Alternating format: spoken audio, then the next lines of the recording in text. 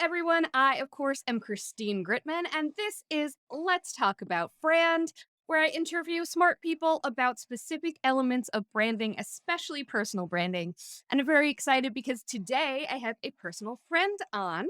My friend Julia Jornsay-Silverberg is the brand manager for Now Marketing Group in Lima, Ohio. They are the ones who put on Social Media Week Lima. And Julia is also a content creator in her own right. Her big thing when she creates content is about the anti highlight reel. It's about keeping it real, keeping it authentic. And that is what we're going to be speaking about today. So, without any further ado, let's bring on Julia. Hello, Julia. How are you doing? Hi, Christine. I'm great. It is beautiful here in Buffalo, New York, and I am so happy to talk with you today. It's interesting because you talk about the anti highlight reel, but I have to say, you are always a highlight on my social media feeds because you have really mastered that line between keeping it real, but also keeping it positive. So I'd love to hear from you first and foremost. What is the anti highlight reel and why did you decide to make that your thing?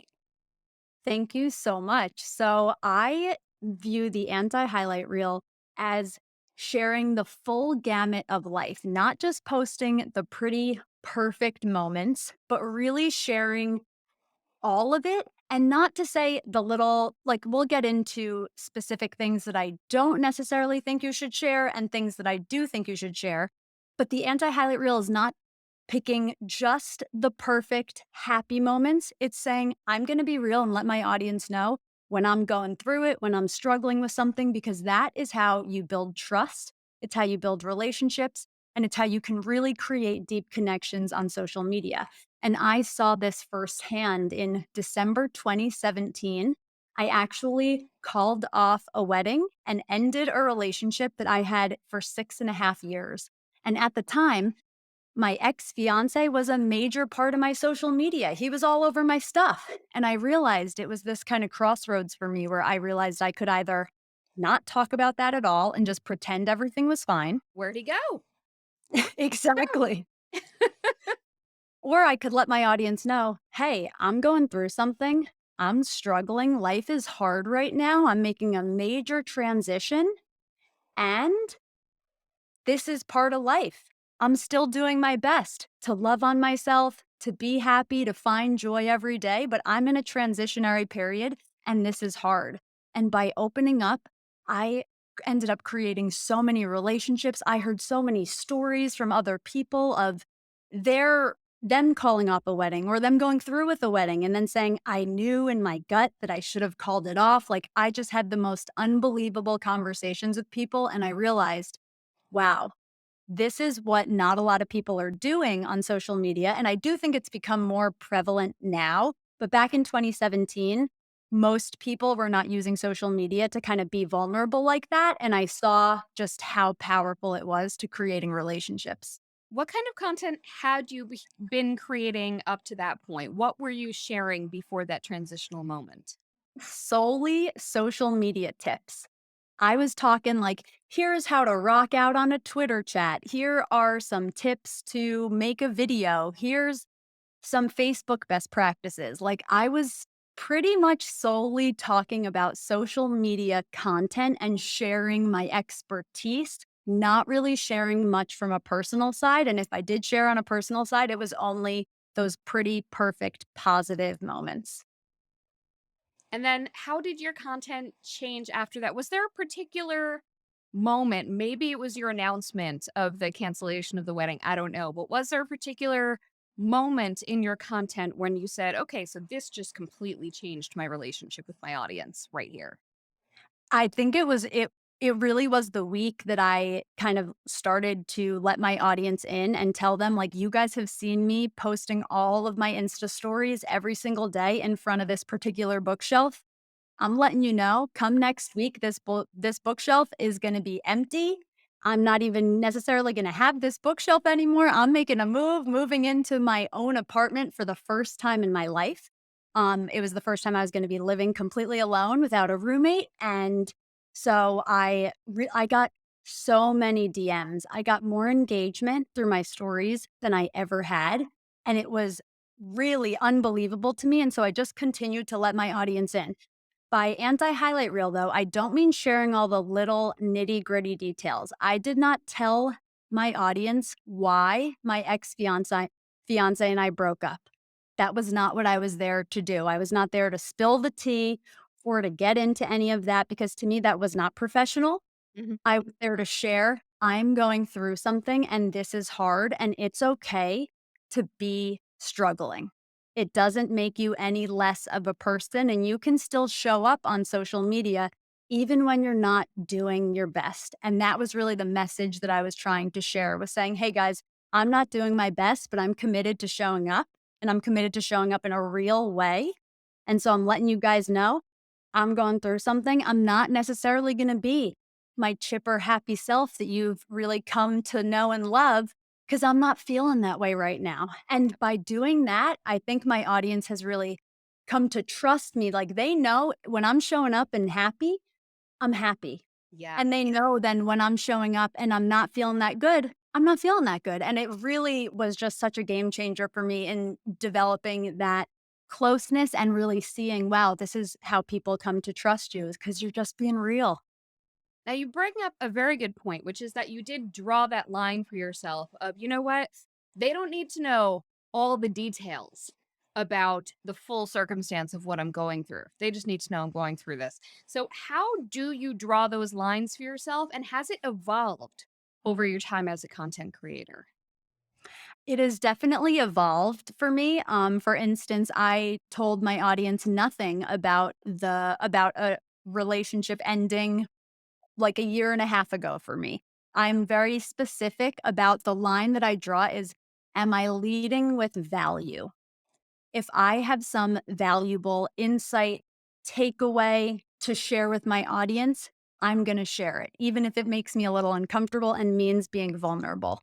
If I don't have some kind of wisdom to impart to my audience or share with them, I'm not going to let them in on that part of my life because I'm not here to make my audience uncomfortable and make them feel like they have to solve problems for me. You want to come to your audience with like solutions and insight and not just emotionally dump on them. And so that has been very, very important to me. I've been very mindful of making sure that I'm in a place that is healed and okay when I'm talking about something, so that my audience doesn't feel like they need to take care of me.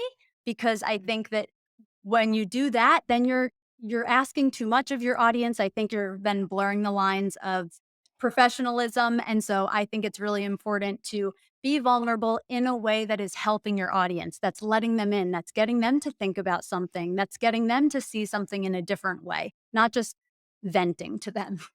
Yeah, I had Michaela Alexis on at some point, and she said the difference between being vulnerable and oversharing. I love the way she phrased it. She said, when you're vulnerable, you're giving something to your audience. And when you are oversharing, you are pulling something from them, ultimately. Now, you mentioned showing up with value. I'm curious when your account sort of took a turn, because as you mentioned previously, to that pivotal moment, you had been just kind of sharing social media tips. It sounds like it was kind of all business all the time. So, how did you sort of transition that and change the type of value that you show up with? So I started infusing a little bit more of my personal life and sharing from that way. In sharing, I was going through a transition. I am moving on my own for the first time. I'm feeling a little bit anxious about this. Here are some things that I do to kind of help myself feel less anxious. And I was seeing that I got so much more engagement from that content, from content that was a little bit more based around mindset and wellness than specific social media tips. And so I realized I still have the social media expertise and I can use it to deploy these ideas. But what my audience is really resonating with and enjoying and wanting to talk to me about is mindset, is how you live as a perfectionist, how you cope with being anxious, how you, I mean, personal finance, that's been something that I've talked a little bit about. And anytime I talk about it on stories, I get a bunch of DMs from people being like, oh my God, that was so cool. You showed us the spreadsheet that you use to track your budget. And so for me, I really love listening to my audience and really paying attention to what are you guys finding valuable? What do you guys want to talk about? Because there are so many things I could talk about all day long. Just like you, the person watching this or listening to this, like I'm sure you are a very multifaceted human being with a ton of different interests. And so I think the fun part of social media is getting to share about those different things and really understand where does my audience, what topics do they find the most interesting? Where can I provide the most value? And finding a good cross section between those. And one thing I love there is that you didn't just say, oh, people respond when I do personal finance tips. I'm going to become a personal finance tips account. You definitely made it more varied than that, which I appreciate. There's a few accounts that I follow that they went through a transition, they went through a breakup, they went through something traumatic, and years later, their account is still all about that. And they sort of took that on as their identity because they said, you know what? People are responding to this. This gets me engagement. I'm going to brand with my trauma.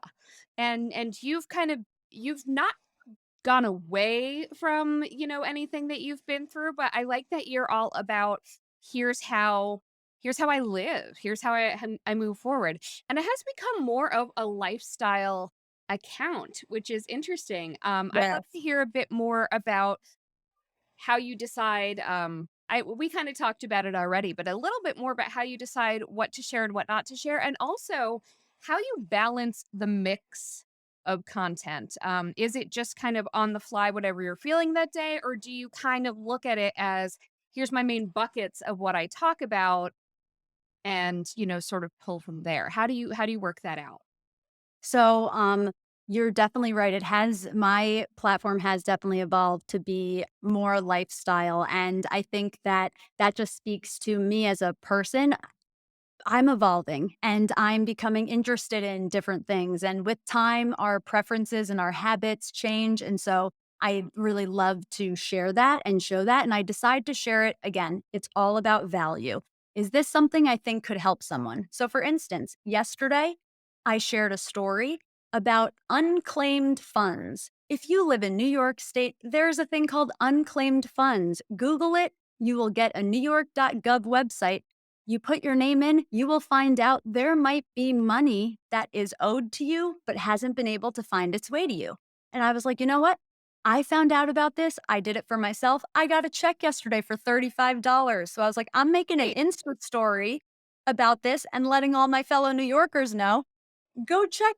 It takes only 20 seconds to pop your name into that search bar and see whether there's money that you might be owed. So if there is something that I think might be helpful, interesting, valuable, whether that is a new brand that I've discovered that makes great protein bars, or whether it is a website I found that you can get free money, I'm going to share that with my audience. And I do definitely like to think of it in buckets. So again, the overarching goal is value. So whether that is sharing about an outfit that I love and I'm tagging the brand and letting people know kind of where I got those clothes. So I've kind of different buckets for fashion, mental health, public speaking slash marketing, and then really kind of, I would say like products, things on my mind, like whether it's a product or a new habit or activity.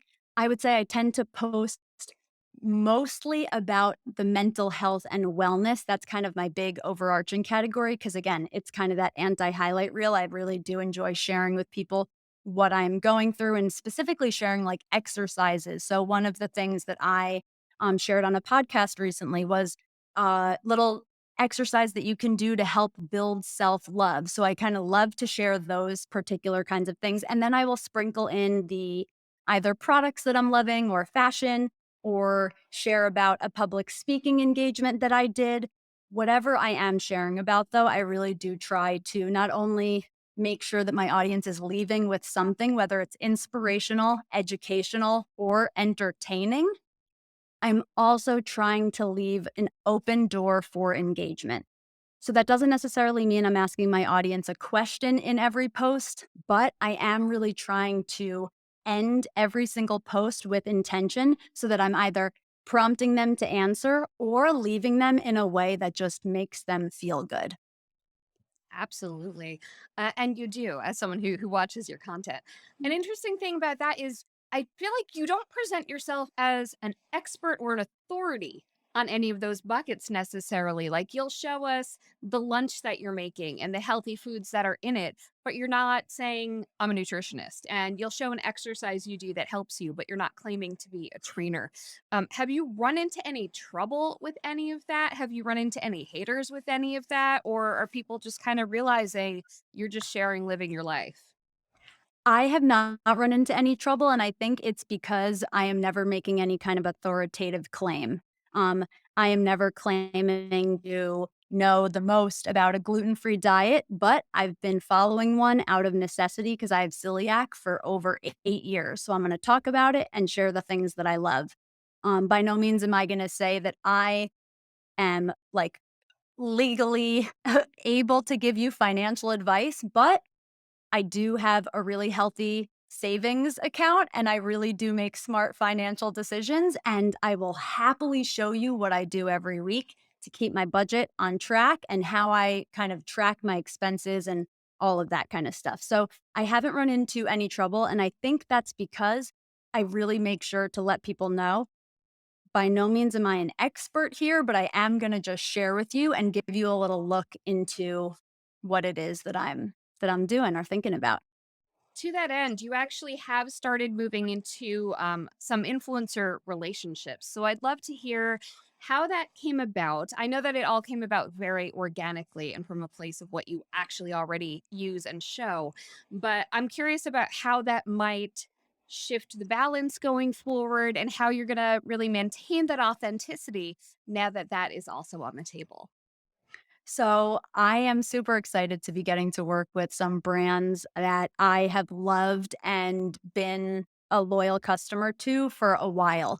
For me, I'm very mindful about the opportunities that I will take as a micro influencer because the trust with my audience is everything. So I am only going to do work with brands that I really believe in and brands that I've been buying from, spending my own money for a while because that to me is like, then it's a no brainer. It's a no brainer for the brand to pick me because they can go back in our history of DMs and see, wow, she's been mentioning us in her stories for years. And it's a no brainer for me because I'm like, I happily spend my money to buy this product and I'm talking about it already. So it feels like a very kind of like you said, it has come about organically because I'm only approaching brands that I feel I've already started to build a relationship with through social media. And in the way that I talk about them, I'm not going to do it in a very promotional or go buy my thing, use my code kind of way. I really am trying to just kind of pop in and be like, hey, I've been eating these bars, for instance. I'm a Go Macro ambassador. I've been eating Go Macro bars since 2016. So 6 years later, now I'm an ambassador for them. And You I've have been the receipts. exactly. And so I'm happy to talk about them. I've already been talking about them. When I told my sister that I became an ambassador, she's like, "Oh my gosh, you're obsessed with Go Macro. This is so exciting." Like, so I'm only going to work with brands that I have already been loving and because of that, it's going to really I think seamlessly fit into my content because people have already been seeing me talk about it and especially when it relates to like a gluten-free lifestyle or like you said, anything that's relating to kind of fitness or exercise, movement. I'm always dancing on my Insta stories. I am a border collie by nature. So those things are really seamless for me to talk about because I'm talking about them anyway. Absolutely. Now, you are also, in addition to being a content creator yourself, you're also a brand manager with Now Marketing Group. So, how can brands take this same feeling of keeping it real and apply that to their social media as well? I think one of the things that brands can really start to do to set themselves apart, and it's what we're doing at now, is lean in to humanity and showcase your team. So, whether that is sharing photos of your team at work or photos of your team at home with their families, out and about. It is such a great way to show your culture and to show who you are. And especially for a marketing agency, really for any customer centric business, if you are showing your team, you have customers who work with those team members and who love to see their faces on your brand's social media feed. So that has been a big thing. When I started at Now almost 2 years ago, I was like, I want to be showing a lot more of our team and a lot less quote graphics, because I think it's way more powerful for us to be showing up as our bright, bubbly selves and showing we love what we do. We work hard and we have fun at work and at home. And Jessica, who is the owner and creator of Now Marketing Group, Jessica really supports her team having a rich life. She supports the team holistically and supports our work life balance. So we're a team that really cares about each other's families and dogs. And so we show that in our content, and we've gotten more engagement, and we've gotten a lot of accolades, like being one of Inc.'s best workplaces in 2022 as a result of really leaning into our humanity and being like, we're going to brand with realness by showing who we are and letting our personality shine through. Now, how do you make sure that the content you're putting together that's showing personality, that really is that branding stuff, how do you make sure that it is also bringing value? Because again, like behind the scenes content, stuff that shows, hey, here's our people. How do you make sure that that's not just kind of wasting the audience's time? How do you make sure that they are engaging with that? So we will do some of those kind of like, here's a behind the scenes photo of what we're working on. We'll do more of that kind of content on stories. It expires, it doesn't live on the feed. For anything we're going to post on the feed, we're going to make sure that it is either shining a light on someone on our team or providing value to our audience. So I posted a carousel photo recently on the Now Instagram, and it's a few photos of our team like at the beach. And I talked about how our agency shifted from a 9 to 5, 5 day a week workplace to an 8 to 5, Monday through Thursday, and 8 to noon for Friday.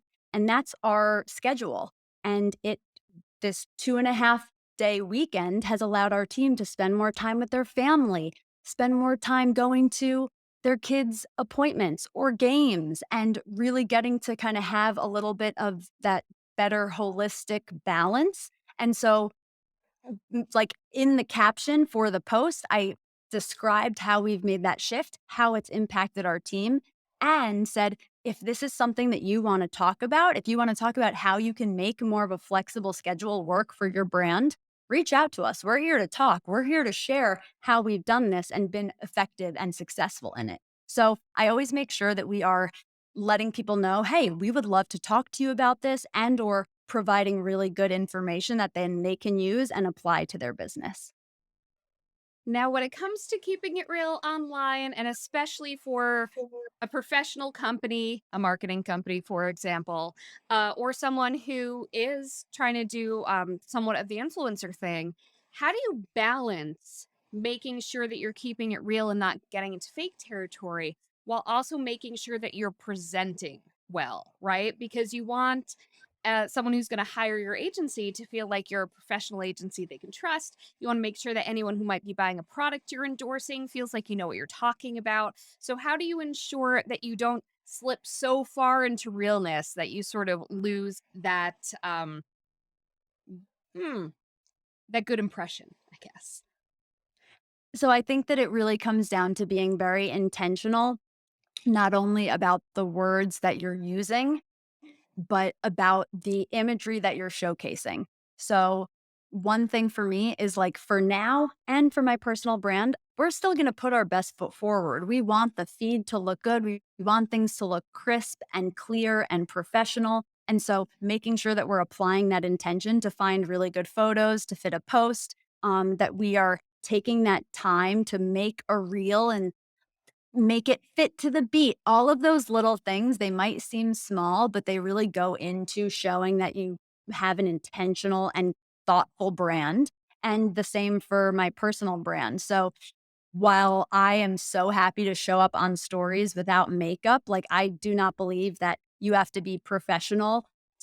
Like, you have to wear makeup in order to be professional. I do believe you have to lead with value to be professional, right? So that's I don't when I say like anti-highlight reel and when I say, branding with realness, I think you can be your real self, but make sure that the messaging is really thoughtful. Make sure it's intentional. Make sure that you are solving problems, not bringing problems, because that is when you start to get into dicey territory. Speaking of dicey territory, what's some ways that people and brands that you see show up in a way that's not real? I feel like there's a lot of content types that maybe were really big earlier in the days of Instagram or TikTok that are sort of falling out of vogue because they're less authentic. So, what are some of those things that people do that are maybe things we should avoid? One thing that I know is kind of prevalent among influencers that are very big into affiliate marketing is when you put a question box on Instagram to let your audience ask you questions, do not be the person who pre-fills questions. Let your audience chime in. And if they don't chime in, use that as knowledge to be like, okay, this is not the appropriate sticker to use on Insta stories, but don't answer your own polls or your own quizzes or your own questions because it's not helping your engagement and it's not real. And you might think that you're fooling your audience, but I have seen on a bunch of influencers that I have followed is, oh, how convenient that you ended up only getting questions about places that you have affiliate links to. I find that very hard to believe. So I think just really like that's a definite thing to avoid. And also, I would say avoid like overproducing everything. It doesn't always have to be perfect. That's not to say put out ugly content, but you don't have to wait for every single thing to be perfect before you show up. Lean into reels. Make a video. Let one of your teammates go on Insta stories and say, hey, I want to show you how I use this particular tool for a client and take people through it. Don't worry that the lighting isn't perfect. If you're leading with value, you can relax a little bit when it comes to that, I think, intense quality control that very often brands have, and especially marketing brands. Well, Julia, this has been so much fun. One thing that oh, actually, you know what? One more question. What's up next for you? What are you interested in exploring with your content, whether it be topics, content types, anything like that? What is resonating with you right now?